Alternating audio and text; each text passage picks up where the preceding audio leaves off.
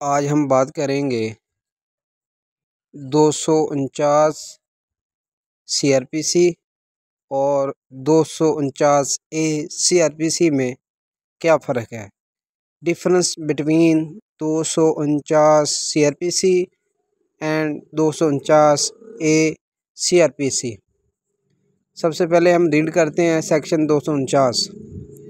Power to stop proceeding when no complainant in any case institute otherwise than upon complaint a magistrate of the first class or with the previous selection of the session judge of other magistrate may for reason to be recorded by him stop proceeding at any stage without pronouncing any judgment either of acquittal or conviction and may thereupon release the accused.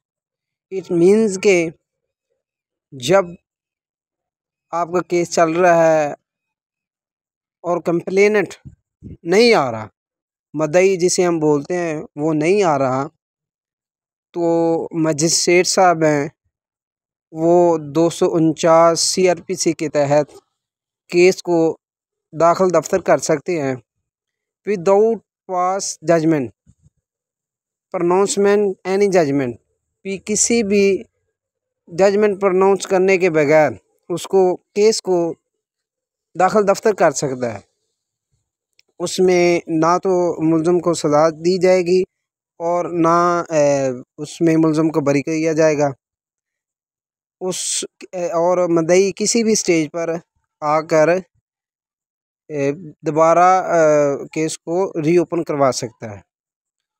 और अब हम बात करते हैं 249 ACRPC पढ़ते हैं। सबसे पहले power of magistrate to acquit accuse at any stage nothing in this chapter shall be deemed to prevent a magistrate from acquitting an accused at any stage of the case if after hearing the prosecutor and the accused and for reason to be recorded he considered that the charge is groundless or that there is no probability of the accused being a conviction at any offense.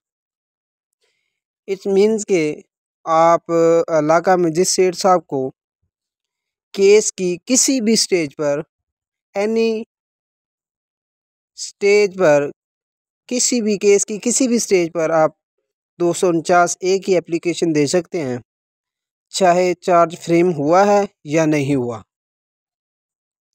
Be any stage of case, stage की किसी case की किसी भी stage पर आप ये application दे सकते हैं।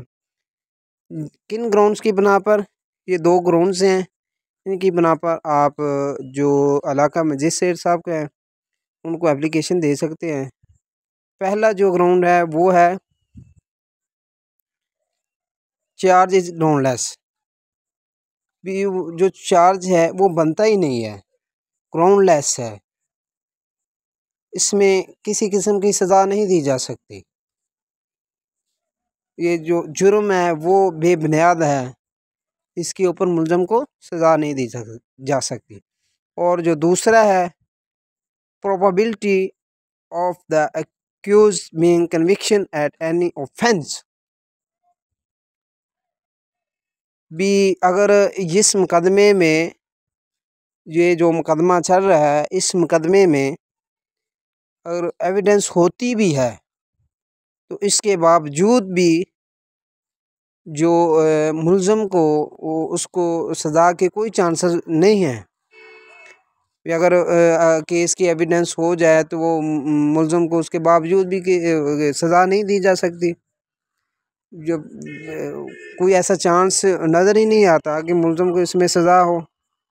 इस स्टेज पर भी जो मजिस्ट्रेट साहब हैं वो मुल्ज़म को बरी कर सकते हैं। और सिर्फ इन दो ग्राउंड्स के ऊपर जो अंडर सेक्शन 249 ACRPC के तहत मजिस्ट्रेट जो मुलज़म को वो बरी कर सकता है।